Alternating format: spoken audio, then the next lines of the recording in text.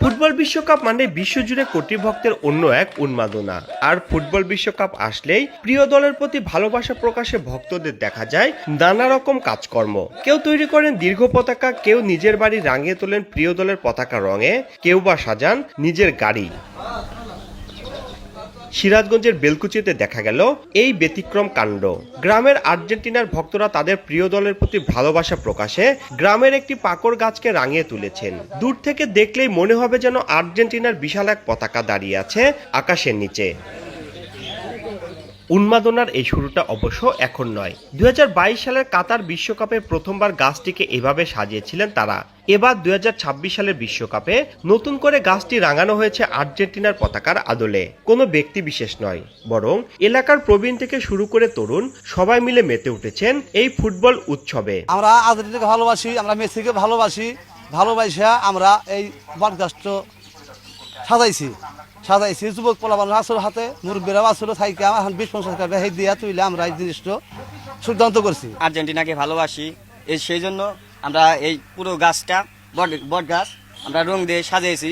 অনেকদিন যাবৎ কষ্ট হয়েছে আমাদের, অনেক লোকজন ছিল, তাদের কাছ থেকে টাকা তুলে আমরা এই গাছটাকে সাজাইছি। আমরা আসলে দল ভালোবাসি আর্জেন্টিনাকে, পাশে আমাদের ছোট ভাই ব্রাদার, এটা মনের খোরাক যে কোনো দলকে সাপোর্ট করতে পারে।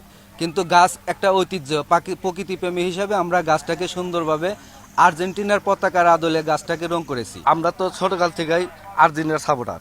আমরা ম্যারাডোনার খেলা দেখি নাই, মেসির ভক্ত, মেসির শেষ সময়।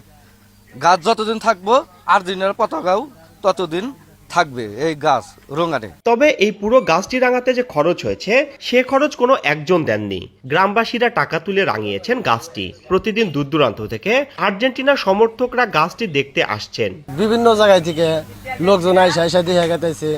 হয়তো আমাদের পরিশ্রম হয়েছে, সেই সময় কষ্ট হয়েছিল, কিন্তু এই কষ্টটা এখন আর আমাদের মনে হচ্ছে না। জায়গায় জায়গা থেকে আসতেছে, দেখতেছে, আমাদের একটা আনন্দ লাগতেছে। আমরা একটা নতুন ইতিহাস করব, তখন এই গাছ আমরা সাজাই 2022 সালে।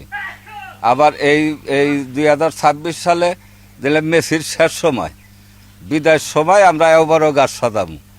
এই গাছ সাজাইছি এই উদ্দেশ্যে, আমরা ওই মানুষের ঘর বাড়ি সাজাই, আমরা গাছ সাজাইছি। অনেক দূরের দেশ আর্জেন্টিনা হয়তো জানবেও না বেলকুচির এই গাছটির কথা। তবে ফুটবল যে ভৌগোলিক সীমানা পেরিয়ে মানুষকে এক সুতায় বাঁধতে পারে, সিরাজগঞ্জের এই আকাশি সাদা গাছটি যেন তারই এক অনন্য প্রতীক হয়ে থাকবে। রিঙ্কু কুন্ডু, সময় সংবাদ, সিরাজগঞ্জ।